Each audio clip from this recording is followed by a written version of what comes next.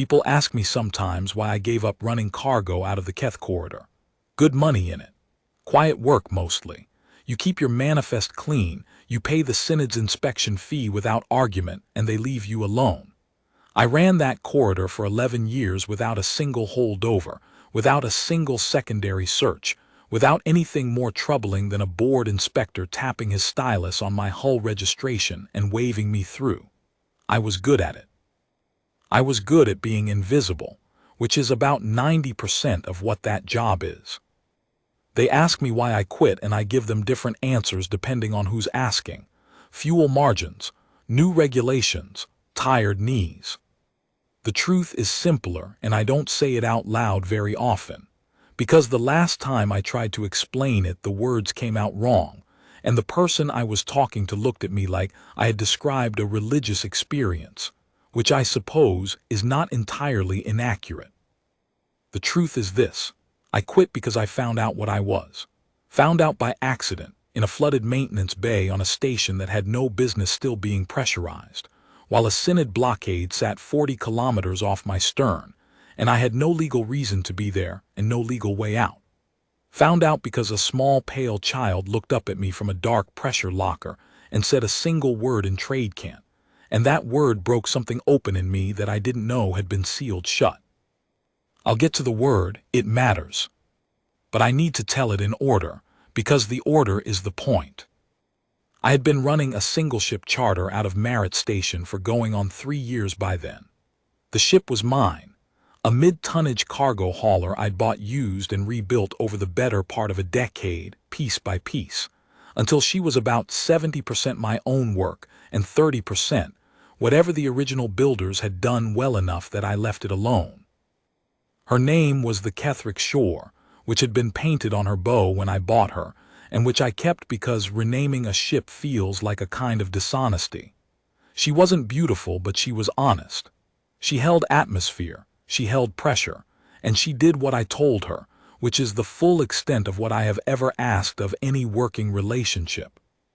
The charter was routine. A sealed goods pallet, bonded, manifested, 3 custom stamps from the sector authority at Merritt, bound for a distribution depot at a small way station called Havel's Reach, about 6 hours transit from the corridor entry point. Boring work. The kind of job where you set the approach vector, lock the helm, and spend the transit doing maintenance on whatever is creaking loudest. What wasn't routine was that, by the time I came within range of Havel's Reach, the synod had put a blockade across the approach lane. I want to be clear about what the reclamation synod is, for anyone who has been fortunate enough never to deal with them. They are not a military body. They carry no government charter. What they have is money, very old money, derived from very old arrangements with the kinds of people who run planetary trade commissions and sector licensing boards, and they have a doctrine. The doctrine concerns what they call proscribed bloodlines, specific alien genetic lineages that the synod has designated, over the course of several centuries, as requiring what they call supervised continuation. What that means in practice is registry. What registry means in practice is ownership. Children of proscribed lineages are taken at young ages into synod custody and placed in what the official documents call developmental stewardship programs, and what everyone who has ever seen the inside of one calls by other names that I will not use here, because they are not words you say without a long pause afterward. The Veth were proscribed, had been for as long as anyone I knew could remember. The Veth are a long-lived, low-population species, pale, near-translucent skin, eyes the color of old silver, a very slight iridescence at the joints and along the collarbones that catches light in a way that is distinctive, and as far as the synod was concerned, identifiable from 50 meters. The synod had a particular fixation on the Veth that I had never fully understood. Some said it was the longevity. Some said it was the old trade arrangements the Veth had held before the synod's first expansion. All I knew was that, when you saw a synod sweep operating, you looked at the manifest to make sure you weren't carrying anything the Veth had manufactured, because inspectors had been known to hold cargo on that basis alone. The blockade was 3 ships, heavy-class Synod inspection corvettes, the kind that carry boarding teams and have legal authority to detain for up to 72 hours under the Sector Compact's commerce provisions. I came out of corridor transit and there they were, and I had 3 seconds to decide whether to heave to or burn lateral thrust and pretend I had never intended to approach Havel's Reach at all. I heaved to. I had a clean manifest, a bonded pallet, and 11 years of good behavior. Running would have been suspicious. I hailed the lead corvette, announced myself, and waited. The wait was 48 minutes. Then they told me Havel's Reach was under quarantine pending a Synod compliance review and that I was to hold position or divert. They did not board me. They did not inspect me. They gave me the divert heading and the compliance review docket number, and they sent me on my way with the kind of clinical indifference that people deploy when they are very busy doing something they would prefer not to have witnesses for. I took the divert heading. I flew it for about 20 minutes. Then I did something that I cannot fully explain even now, which is that I pulled up the station charts for the sector and started looking for somewhere to sit and wait out the blockade. This was not a rational decision. My charter didn't require it. A blockade divert is a legitimate force majeure event. The depot would reschedule with no penalty. I had enough fuel for a comfortable transit back to Merritt and enough provisions to wait there 3 days if I wanted. The rational thing was to go back to Merritt, file the divert report, and wait for the Synod to finish whatever they were doing. Instead, I found a dead station. It was called Olney's Platform on the charts, and the charts listed it as decommissioned power plant shut down, life support non-functional docking clamps locked by automated safety protocol. It was in a slow drift about 90 kilometers off the main transit lane, old enough that the exterior hull plating had gone the dark oxidized color of something that had been cold for a long time. I had no reason to go there. No cargo there, no client, no contact, no purpose. I went there anyway. I told myself it was curiosity. Old stations have salvageable components sometimes, and I had a secondary fuel pump that was going to need replacing inside 3 months. That was what I told myself. I matched drift with Olney's Platform, found a docking collar that still had emergency pressure. Just barely. The seal gasket was soft enough that I had to cycle the connection 3 times before it held, and went aboard. The station was cold. Not the deep cold of vacuum, but the ambient cold of a pressurized space where no heating has run for a long time. Everything just slightly below comfortable, condensation on the metal surfaces, your breath visible, your fingers going stiff inside 20 minutes if you're not wearing gloves. The emergency lighting was still on, which surprised me, battery cells probably, running on years-old reserve. Red-orange light, flat and directionless, giving everything the look of an old photograph. I told myself I was checking the parts lockers. I found 3 of them, took the contents of 2, a pressure regulator set still in its factory wrapping and a belt of utility connectors, and put them in my carry bag. I was being efficient. I was being practical. I was going to go back to my ship and wait out the blockade, and everything was going to be routine. I was in the maintenance bay on the lower level, which had about 8 centimeters of water standing on the deck from a slow condenser leak in the ceiling, when I heard the sound. I want to be precise about what it was because I spent a long time afterward trying to convince myself I might have imagined it or misidentified it. It was a sound like a small adjustment, like someone shifting their weight in a confined space. Very small, very quiet, almost nothing. If the station had been making any other noise at all, I would not have heard it. I stood still in the cold water and I listened. It came again. From a pressure locker against the far wall, a rectangular maintenance cabinet, maybe 1.5 meters tall, sealed with a simple latch. The kind used to store emergency suit components, heavy enough that it would hold atmosphere passively even when the station lost pressure, which was presumably why it had been chosen. I went to it. I don't remember making the decision to go to it. I was just standing still, and then I was moving, and then I had my hand on the latch and I opened it. She was sitting with her knees drawn to her chest, her back against the rear wall of the locker, her eyes open. Pale as chalk, the Veth pale that almost disappears into white, with a faint iridescence at her collarbones and at her small hands where they were clasped around her knees. Silver eyes, very large, catching the emergency lighting and giving it back as something cooler and stiller. She had a piece of thermal foil, the kind in every emergency kit, wrapped around her shoulders, and she had managed to fold it close enough that she had probably been warm enough, just barely. There was a water reclamation packet in her lap, the disposable kind you crack and squeeze, and it was mostly empty. She was small enough that there was room in the locker for her to sit with her knees drawn up and have space above her head and still not touch the sides. She was very thin. She had been in there for long enough to go through most of a water packet and to lose the look of someone who is merely waiting. She had the look of someone who has been waiting long enough that they have stopped expecting the thing they are waiting for to arrive. She looked at me. I looked at her. She said in Tradecant so accented I had to parse it twice. Hail. The word means approximately stay asterisk, or asterisk remain asterisk, or in certain contexts that are more request than command, don't go. I said in Tradecant, with the kind of brilliant composure that the situation clearly called for. Oh. She kept looking at me, she didn't move.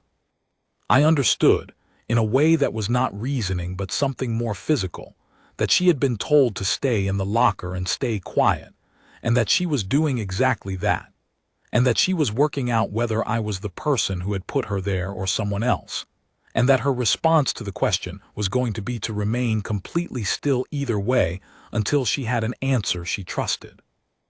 I crouched down to her eye level. The water was cold enough on my knees that I could feel it through my work trousers. I held my hands open, palms up, the Tradecant gesture for empty hands, no weapon, no claim. I said in Tradecant slowly, I'm not going to hurt you. She looked at my hands for a long time, then she looked at my face. Hail, she said again, still the same flat, steady tone. Still looking at me. I said, yes, I'll stay. I don't know why I said that. I had a blockade on my stern and a cold station around me, and the most rational thing in the world was to pick this child up and figure out very quickly what to do with her. And I'll stay was not a plan. It was not even a sentence that particularly applied to the situation as I understood it. But she had said it twice, and it seemed important to answer it, and that was the answer that came. She studied me for another long moment. Then she unclasped her hands from around her knees and held one out. I took it. Her fingers were cold, colder than the station. She had been sitting still long enough that her circulation was sluggish and very small. I wrapped both my hands around hers the way you'd cup something you were trying to warm, and she let me, and I crouched there in 8 centimeters of freezing water and held a Veth child's hand in the emergency lighting of a dead station. And that was how I found out what I was. What I was, it turned out, was the kind of person who stays. I had not known that before. I had spent 37 years being very specifically the kind of person who does not stay, who takes the next charter, moves to the next corridor, builds no attachments that cannot be packed in a cargo bag and loaded inside 10 minutes. My family had been gone a long time. I had had people in my life at various points, and I had not stayed for them either, or not stayed long enough, or stayed but kept one hand on the door, which is its own kind of leaving. I had built my whole operational existence around the premise of passage. I arrive, I deliver, I depart. I was very good at it. And then a small Veth child said one word to me in a flooded maintenance bay, and something I had apparently been carrying around sealed shut for 37 years opened up, and I found out. Her name, as best I could render it in the phonetics available to my mouth and tongue, was something close to Save. It may not have been the name she used among her own kind. Veth names carry tonal components that I am not physically able to reproduce, but it was the name she answered to when I used it which I took as an acceptable approximation. She was small. I have said that. She was also, once she had decided I was not a threat, very precise. Precise in her movements, precise in her use of the trade cant she had, watching my hands when I spoke to make sure the gestures matched the words. She had been taught to match the two. Someone had spent time teaching her. The person who had spent time teaching her was not in the station. I looked. I looked carefully, in the way you look when you are hoping not to find something and looking anyway because you have to know. I found evidence of recent habitation, a sleeping mat rolled against one wall of the upper corridor, a food pack and 3 additional water reclamation packets, a small duffel of child's clothing, a sealed document case but no person. The document case was biometric locked and I did not try to open it. The sleeping mat was cold. Whatever had happened to the person who had left save in that locker, it had not happened recently and they had not come back. I sat down next to the sleeping mat and I thought about what I was going to do. The thinking took about 4 minutes. The conclusion was that I was going to take her with me and that everything else was a problem to be solved in sequence. I will say this for the kind of person I had spent 37 years being. I was very good at problems to be solved in sequence. That part of me had not gone anywhere. I had a clean ship, a clean manifest minus one alien child who was not on it, a blockade I could not go through frontally, a station I could not stay on indefinitely, and a synod compliance sweep actively working the area. The parameters were clear. The solution was going to require creativity and an uncomfortable level of patience, but it was a solvable problem. I had solved harder ones for less reason. The first thing I did was take her back to the ship. She walked with me through the station corridors without being told to be quiet, which told me she had been told before in other circumstances and knew the shape of it. She held my hand the whole way, not clinging, not frightened, just holding, as if physical contact was a navigational tool and I was the reference point she was using. Her feet made almost no sound on the deck plates. Mine made considerably more. I was aware, the whole way, of how loud I was.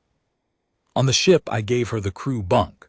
I had a proper crew bunk, which I had been using as additional storage for 3 years, and which took me 40 minutes to clear while she sat on a folded thermal blanket on the deck and watched me with those still silver eyes. I gave her food from my own stores, grain ration and a protein pack, which she ate with the careful attention of someone who was very hungry and had decided not to show it. I gave her a sealed water pouch. I found the warmest spare clothes I had, work shirt, insulated underlayer, both far too large, and she accepted them without comment and put them on in a matter-of-fact way that suggested she had been dressed in ill-fitting borrowed clothing before and found it no particular cause for distress. Then I sat down at the helm station and I started thinking about the blockade. 48 hours.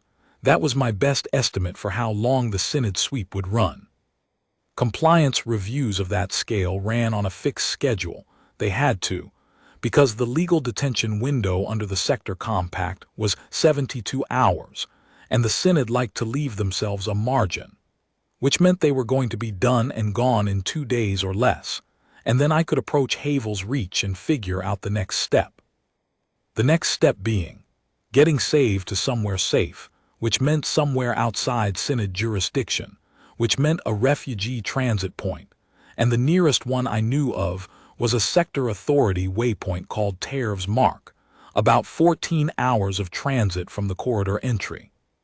Tariff's Mark was neutral ground. The sector authority maintained it specifically as a transit buffer for displaced persons, and the synod's inspection authority did not formally extend there, though the synod's money did, and the difference between those two things was sometimes meaningful and sometimes not. But first, the 48 hours. I have spent long hours alone on that ship, years of them. I had developed a tolerance for the specific quality of silence that an empty cargo hauler generates, the engine hum, the atmospheric processor's slow cycle, the tick of hull metal contracting in the cold of deep transit. I was comfortable with that silence. It was my silence. I had chosen it. This was a different silence. Save was quiet in the way that some children are quiet who have learned from necessity that noise is a liability. She didn't fidget. She didn't demand. She explored the ship slowly, methodically, touching things with the backs of her fingers first before deciding they were safe, and she watched me work, and occasionally she asked me a question in trade cant so flat and direct that I had to stop and think before answering. She asked me what the helm station did. She asked me why the atmospheric processor made that particular sound. She asked me, once, in a tone that had not one fraction of anxiety in it, whether the people outside would find us. I told her no. I told her the station shielded us from their scans, and that I had shut down everything non-essential to keep our thermal signature low, and that the answer was no. She looked at me for a moment, then she said, "Hail." Not a question this time, an acknowledgement, or possibly a reminder. I have thought about which it was afterward, and I think it was both. "Yes," I said, "I'm here." I fed her twice more that day. I let her sleep in the crew bunk. She was asleep inside 10 minutes of lying down, the sleep of something that had been holding itself together for long enough that it simply couldn't anymore. And I sat at the helm and did maintenance checks, and watched the Synod corvettes on the long-range scanner and thought about what I was doing. What I was doing was harboring a proscribed bloodline. Under the sector compact, which I operated under as a registered carrier, harboring a proscribed person, and children of proscribed lineages were explicitly classified as proscribed persons under Synod registry law, which the compact had incorporated via a Commerce Provision Amendment 17 years ago, was a Class 2 infraction. Fine, impoundment of vessel, license suspension. If the Synod chose to push it through the commercial court as a registry obstruction charge rather than a simple harboring, the classification went to Class 1. Class 1 meant I lost the ship. It meant I lost the license permanently. It meant I went to a holding facility for somewhere between 1 and 5 years, depending on the judge, depending on the Synod's current priorities, depending on what kind of day everyone was having. I sat with all of that for a while. I turned it over the way you turn over a problem to check its edges. I checked its edges carefully. Then I went to the crew bunk and looked in to make sure she was still breathing, because I had been alone on ships for a long time and the checking was new, and I wanted to understand it. She was lying on her side with the thermal blanket pulled up to her chin, and her silver eyes closed, and her iridescent collarbone rising and falling very slowly, and she was breathing, and I stood in the doorway and looked at her for longer than I needed to in order to confirm the fact. Then I went back to the helm and waited out the clock. The Synod finished their sweep in 39 hours. I watched them withdraw on the scanner, the 3 corvettes breaking formation and taking separate outbound vectors, which was the Synod's standard post-sweep dispersal protocol, and I gave them 4 more hours before I started the power-up sequence, because I am patient when patience matters, and because I had a very specific need not to attract attention. Save woke up during the power-up sequence and came to the helm station and sat in the co-pilot seat, which she had learned was acceptable on day 2 after asking and receiving a direct yes. She watched the board with the same precise attention she gave everything. "We're going," I told her. She nodded in trade cant. "Where?" "Terv's Mark. It's a safe point, a waypoint where the people chasing you can't reach." She considered this. "You know them." "The people at Terv's Mark? No, but I know what they do there. They take in people who need to get to somewhere safe. You qualify." She looked at the board. "Then you come." It was the question I had been not thinking about for 39 hours. Terv's Mark was a transit point. People stopped there on the way somewhere. I could bring her there, hand her to the sector authorities' displaced persons service, and leave. And that would be the end of my liability and the end of my risk, and the end of the Class 2 infraction, and probably, the end of everything being wrong. I said for a while yes. She accepted that. She looked back at the board. We cleared Olney's platform without incident and ran the approach to the corridor entry point under standard commercial transponder, clean as anything. And I got us into transit and set the vector for Tariff's mark and did everything right. And for approximately 7 hours, I allowed myself to believe that was going to be sufficient. I want to tell you what those 7 hours were like. I am not sure I have the right words for it. I had been alone on ships for a long time, and I was not alone on this one, and the difference was in everything. In the way I made food and considered whether she would eat it.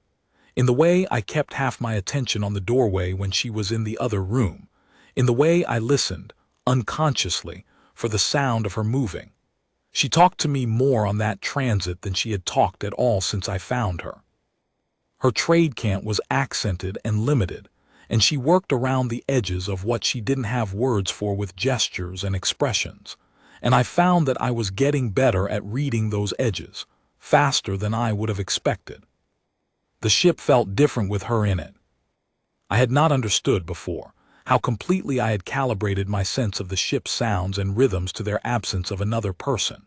The Kethrick shore had a particular acoustic when it was mine alone, the hum of the drive at transit speed, the atmospheric processor cycling every 4 minutes, the occasional tick of the forward hull section contracting in the thermal gradient between the heated interior and the cold of transit space.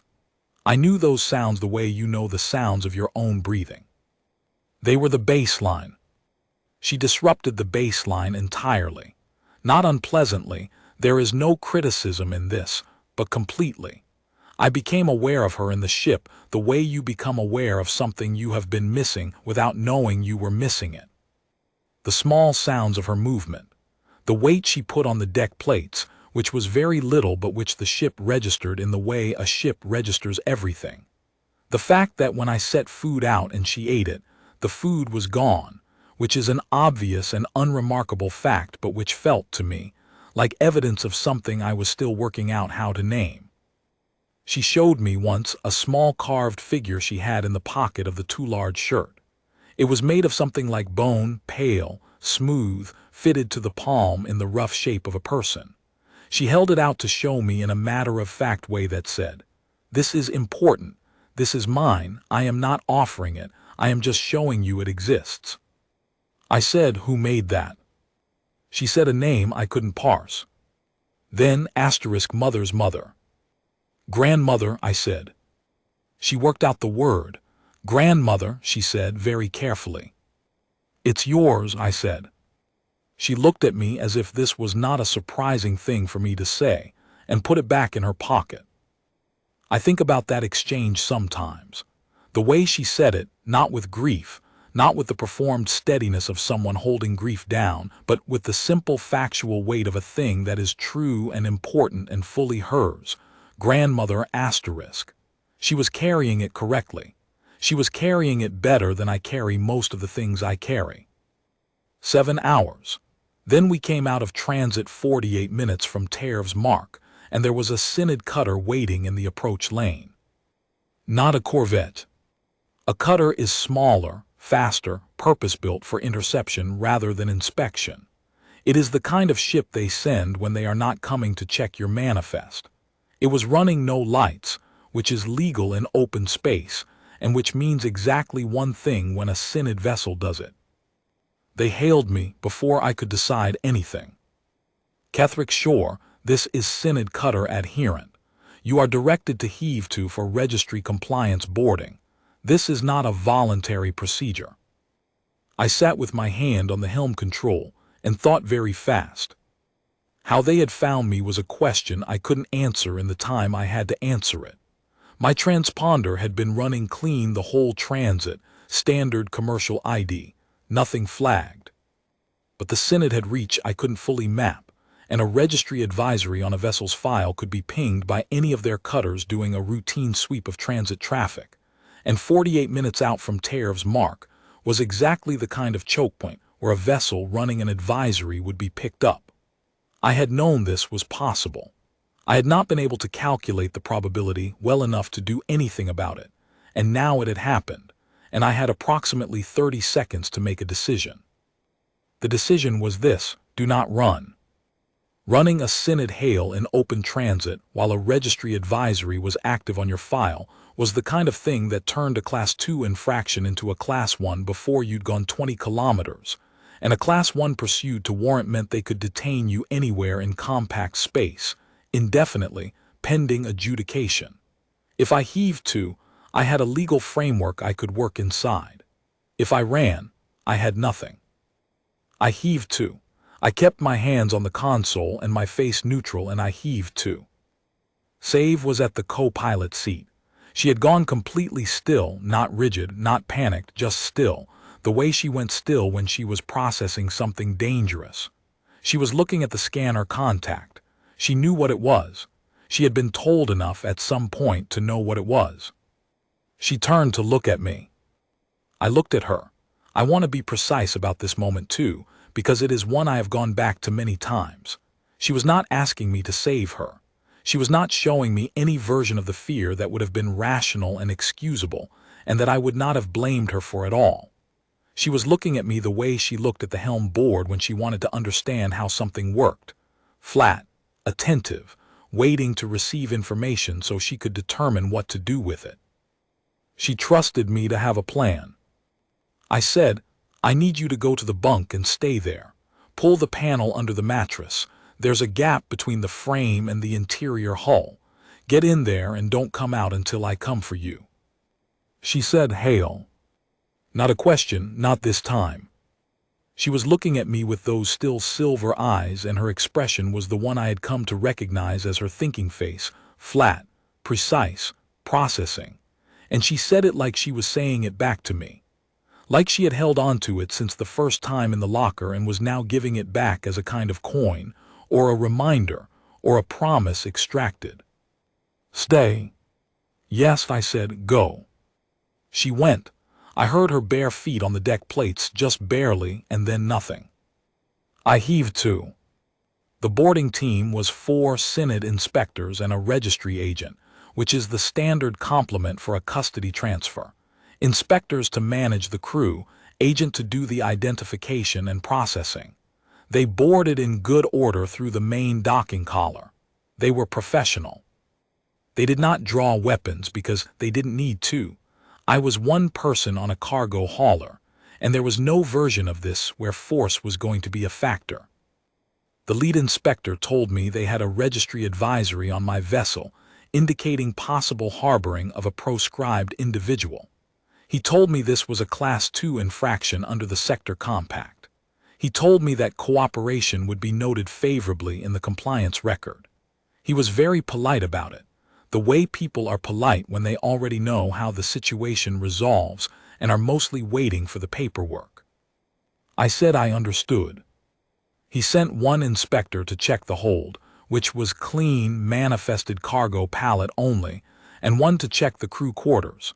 The registry agent stayed with me. The 4th inspector stood by the docking collar.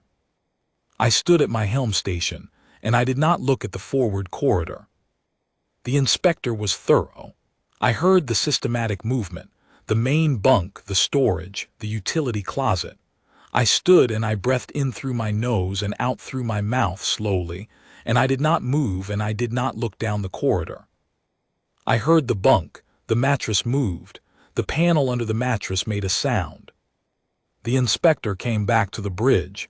He looked at the lead inspector. He shook his head once. The registry agent looked at me with an expression that was not quite belief and not quite satisfaction and said, "We'll need your cooperation on this, Captain. If the individual is aboard, extended detention and a detailed sweep will be considerably worse for you then." "I understand," I said. "I don't have anyone unauthorized aboard. You're welcome to take whatever time you need." This was, technically, not a lie. Save was not unauthorized at this moment in any classification I had been able to construct in the 3 seconds I'd had to think about it. She was a person on my vessel. I was prepared to argue any version of that framing for as long as it took. They swept the ship for 2 hours. They were methodical and they were good at it. They looked in the places that matter, the utility spaces between the hull layers, the secondary atmospheric system housing, the cargo pallet cavity, the drive housing maintenance access. They looked in all of them. They did not find her. I do not know exactly where she was. The gap I had told her about was real. I had used it myself once, as a younger person in a different corridor, which is a story for another time, but it was barely large enough for an adult on their side, and I had not entirely believed she would fit. She did.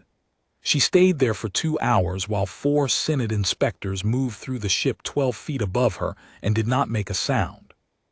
When they left, filed back through the docking collar, undocked cleanly, burned away on their cutter's drive. I stood at the helm for about 90 seconds. Then I went down the corridor to the bunk and pulled up the mattress and the panel. She was lying on her side in the gap with her knees slightly bent and her hands folded under her cheek. She looked up at me when the light came in. Her expression was the thinking face, flat, processing. "You can come out," I said. She came out. She stood up. She straightened the too large shirt with the same matter-of-fact care she brought to everything. Then she put her arms around my midsection and pressed her forehead against my sternum. She didn't make a sound. She didn't ask for anything. She just stood there with her arms around me and her forehead against my chest, and I stood in the corridor of my ship with my hands raised slightly at my sides in the reflexive posture of someone who has just been surprised. And then I put my arms around her in return, very carefully, because she was small and I was not, and I was aware in a very concrete way of the difference. We stood there for a while. Then she stepped back and looked up at me with those silver eyes and she said, "Hail." The third time. I have counted them afterward. There were 3 times she said it to me and each one meant something slightly different, and the third time is the one I hear most. I said, "I hear you." We ran the last 48 minutes to Tariff's Mark. I want to tell you Tariff's Mark was easy. It was not easy. The displaced person's intake at Tariff's Mark is run by a Sector Authority Commission officer named Hallen, gray-haired, patient, with the look of someone who has processed a great deal of loss and found a sustainable way to be present for it. And Hallen told me, very carefully, that Save was going to be placed in a temporary holding status while her documentation was reviewed, because the registry advisory on her file meant that there was a formal claim outstanding. And processing a formal Synod claim took a minimum of 11 days. I said, "And in 11 days?" Hallen said, "If the claim is found to be outside our jurisdictional mandate, which, for a child this age, it may well be, given the sector authority's current position on the registry provisions, she'd be transferred to a sponsoring household. There are VETH diaspora communities with approved family status applications. The placement review takes another 20 days after that." I did the math. 31 days in holding before she reached anywhere that looked like solid ground. I said, "Is there a sponsorship provision? If I apply as a temporary sponsor, can she stay with me during the processing period?" Hallen looked at me for a long moment. Then Hallen looked at the form on his desk. Then Hallen said, "There is a provision. It requires a background check and a bond deposit and a formal commitment to remain within the Tariff's Mark transit zone for the duration of the processing period." "How long does the background check take?" 4 hours. I said, "Then let's start the background check." The background check took 3.5 hours. The bond deposit took the better part of my discretionary reserve, which was going to make the coming month uncomfortable in ways I was trying not to think about too carefully. The formal commitment to remain within the transit zone meant I was not going anywhere for 31 days minimum, which meant no charters, which meant the bond deposit was going to get more uncomfortable before it got less. I signed the form. Hallen processed it. Hallen handed me a copy. Hallen said, with the measured tone of someone who has seen a lot of things and keeps their own counsel about most of them, "She's a serious child, Captain. Whatever she's been through to get here, she's handled it well. You should know that." I said, "I know. The 31 days were not easy. I will not pretend they were easy. I was docked at Tariff's mark on a sponsorship hold with a depleted reserve account, and no incoming charter work and Synod's registry advisory still active on my file, which meant that any inspection at any point in those 31 days had the potential to become something worse than uncomfortable. I ate badly. I slept in 3-hour stretches. I filed paperwork that begat more paperwork, and answered questions from commission officers who were doing their jobs conscientiously and slowly. There is a specific texture to that kind of waiting that I had not experienced before. I was used to waiting. Cargo work involves a great deal of waiting, at dock and in transit and in approach queues and in inspection lines, but that waiting is directional. You are waiting to go somewhere. You have a next thing, and the wait is just the distance between here and it. This was different. I was not waiting to go anywhere. I was waiting for a bureaucratic process to complete itself, and the process had no interest in my schedule, and there was nothing I could do to accelerate it. I have not been a particularly patient person. I had developed the appearance of patience over 11 years of cargo work, but the appearance and the thing are different, and in those 31 days I found out which one I had.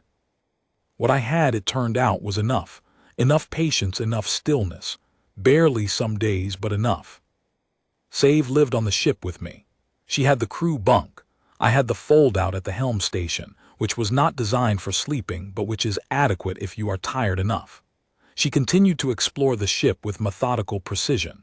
She continued to ask flat, direct questions that required real answers. She continued to hold my hand when we walked through the transit zone corridors, using it as a navigational reference. She learned more trade can't. I helped her in the evenings, using a language assist program from the ship's library, and she approached it the way she approached everything, carefully, systematically, working from known ground toward unknown. Her vocabulary expanded faster than I expected. By the 3rd week she could construct full sentences and follow most of what I said without the gestural assist. She had opinions about things. This surprised me more than it should have. She found the transit zone commissary's food options inadequate and said so, with supporting reasoning. She had a considered view on the best approach vector into Tariff's Mark's docking ring that differed from the one I used, and that was, on reflection, not wrong. She thought the language assist program's grammar examples were poorly chosen for a second language learner, and she identified, specifically, 3 instances where the phrasing in the examples would produce confusion rather than clarity. She was correct on all 3. I told her she was correct. She said, "I know." I laughed at that. I had not laughed at anything in a while, and it was abrupt enough that it surprised me, and she watched my face when it happened with the attentive expression of someone cataloging a new piece of data. Then the corner of her mouth moved just slightly, a very small and controlled movement, and she looked back at the language assist screen. I understood, watching that, she had a sense of humor. It was dry and flat and entirely her own, and she deployed it with precision rather than abundance, but it was there, and it was going to grow. Someone who had spent time with her and paid attention had shaped that. The grandmother with the carved figure, perhaps, or the parents she did not speak of often. It had been given to her and she had kept it, the way she kept the figure, the way she kept everything that was hers, correctly, without display, as a simple fact. She asked me once in the 3rd week where I was from. I told her the name of the world, which she had not heard of, and I told her something about what it was like, which she listened to with the still attention she gave to things that were new and real. She asked me, "Do you want to go back?" I thought about it. "I don't think there's much back to go to," I said. "My family's been gone a long time." She nodded. She understood, I thought, the precise shape of that sentence. She told me eventually in pieces, across several evenings, what I had been able to work out from fragments but had not asked directly. Her mother and the person I had understood as her father, a non-Veth, which was part of why the Synod classification had been elevated, had been moving the family towards sanctuary when they were separated on a station transit. Someone had brought her to Olney's platform. She had waited. The person had not come back. She did not know why. She told me this in trade cant that was clearer and more complete by then, and she told it in the same flat, factual register she used for everything. Not without feeling, but with the feeling properly attached to the facts rather than spilling out ahead of them. She cried once, in the middle of it, briefly, quietly, turning her face to the side as if this were a private event that did not require an audience. And then she continued. I did not offer platitudes. I did not tell her it was going to be all right in the specific way people say that when they mean they want you to stop demonstrating that it is not. I said that I was glad she had stayed in the locker, and that I was glad she had stayed quiet, and that those two things had led to this, which was not a good thing by every measure, but was a thing in which she was safe and warm and not alone, and that those three conditions were more than she had had before, and that I thought they were worth something. She looked at me for a moment, then she said, yes. The placement review took 23 days past the initial 11, which was 2 days over the estimate, which was the kind of thing that happens with bureaucratic timelines. The Veth diaspora community that had been identified as a sponsoring household was on a station called the Meridian Compact, 3 corridor transits from Terv's Mark, well outside Synod primary jurisdiction, a legal status that had been deliberately structured and maintained by the sector authority specifically to serve as a sanctuary zone for proscribed lineages. The household was a matriarch and 4 adult children, and a collection of others affiliated in ways that Hallen's documentation described as extended family, and that sounded, from the description, like a community that had built itself out of people who needed one. The matriarch's name I will not try to render here. What the documentation said was that she had been waiting for a Veth child to be ready for placement for 6 years. Hallen told me the placement date 4 days before it happened. Hallen told me Save's transport to the Meridian Compact would leave from Dock 7 at 800 on the 34th day, and that I was released from the sponsorship bond as of that departure, and that my file would be updated to reflect cooperation with the commission process, which would help with the registry advisory situation. I said, thank you. Hallen said, Captain, the formal record will show standard sponsorship process. Unofficially, I want you to know that what you did on that station and in those approach lanes took a specific kind of judgment that not everyone would have brought to the situation. I wanted to say that. I did not know what to say to that. I said, she made it easy. Hallen's expression suggested that Hallen did not entirely agree with that characterization, but was not going to argue about it. I told Save the night before. I sat down across from her at the small table in the galley, and I told her where she was going and who was waiting there, and what a 6-year wait meant, which was that someone had already decided she was worth waiting for before they knew who she was. She listened.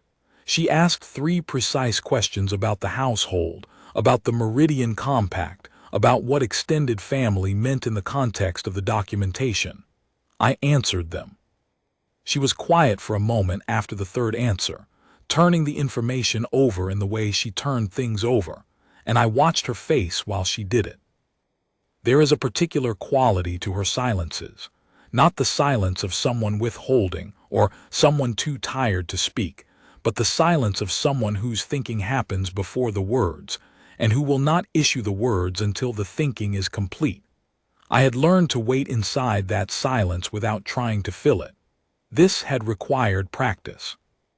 I am not, by nature, a person who waits well inside another person's silence.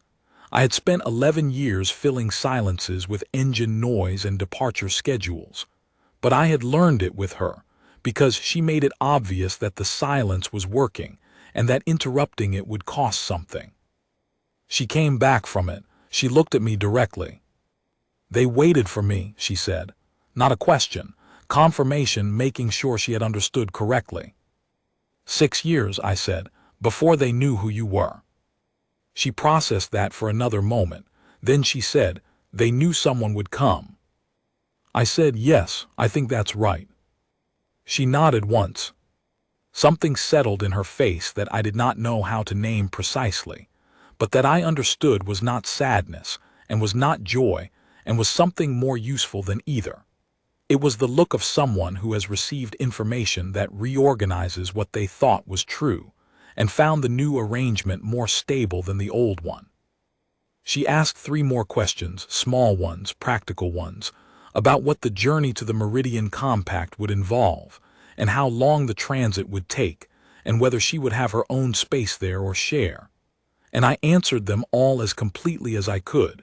And then she said she was going to sleep, and she went to the crew bunk, and I sat at the galley table for a long time after she was gone. Then she said, you come. The same question she had asked on the approach to Terv's Mark 34 days before. I had not answered it fully then. I said, not to the Meridian Compact. That's your place, not mine, but I'll take you to Dock 7, and I'll watch the transport go. She looked at me for a long time.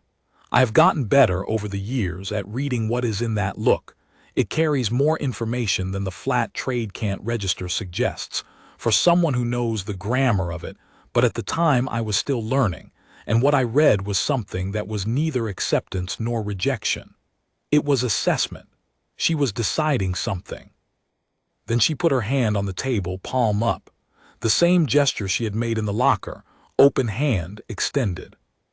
I put mine over it. She said for the 3rd time, *hail. Not a request, not an acknowledgement. I have tried to find the right word for what it was, and the best I can do is this. It was a statement of fact. You stayed. Or perhaps, this is what staying is. Or perhaps, and this is the reading I come back to most often in the years since, you will stay in the way that it matters even after this. I said yes. Dock 7. 800. She walked next to me through the transit zone corridors with the too large shirt replaced by proper-fitting clothes that Hallen's office had sourced through the commission's supply allocation, gray, simple, clean. And she was carrying a bag that held the carved figure and the remaining clothes and a few small things she had collected in 34 days on my ship. And she held my hand the same way she always had. Not clinging, just holding, using it as a reference point. The transport was a Sector Authority mid-range carrier. Clean, well-maintained. The commission officer at the boarding queue checked her documents, checked mine, processed the transfer of sponsorship bond, and handed her a boarding pass. She stood at the queue gate and looked at it for a moment. Then she turned and she put her arms around me again, the same as in the corridor after the cutter left. Forehead against my sternum, arms around my midsection. I put my arms around her in return, and this time I did not raise my hands in surprise first. I had learned that part by then. She stepped back, she looked up at me. She did not say anything. She didn't need to. She had said it 3 times, and each time had been complete, and a 4th would have been a different kind of thing entirely. She went through the gate. She walked down the boarding corridor without looking back, which I thought was right. She was someone who looked forward, who kept her eyes on the navigable ground. And then she was gone around the bend, and the gate closed, and the transport's boarding indicator went to amber, and then to green, and 40 minutes later I watched it clear the dock from the Kethrick Shore's external camera, and that was that. I stayed at Terv's Mark for 1 more day. I filed the remaining paperwork. I had a meal that was better than what I had been eating for a month. I sat at the helm station in the quiet of my ship, which was my silence again, entirely mine, the engine hum and the atmospheric processor and the tick of the hull, and I sat with all of it for a long time. Then I pulled up the charts. I did not go back to the Keth corridor. I ran 2 short charters out of Terv's Mark while the registry advisory cleared. It cleared in 11 days, as Hallen had indicated it would, and then I took on work in a different sector, a different corridor. a different set of approach lanes. I found I was less interested in invisibility than I had been. I found I was less interested in passage. I still run cargo. I am still good at it. I still know how to move through a sector without drawing attention, and I still know when to heave to and when to hold, and when to stay exactly where I am and wait. These are useful skills in almost any circumstance. But I know what I am now. That part did not change back. She said it once, in a flooded maintenance bay on a dead station, and I said yes without thinking, and it turned out I had been saying yes to something much larger than I understood. And she said it again when I needed the reminder, and she said it a third time as a fact she had determined was true, and the fact has remained true, and I carry it correctly, I think. The way she carried the carved figure, not with grief, not with performance, but with the simple weight of something real that is mine, and that I do not put down.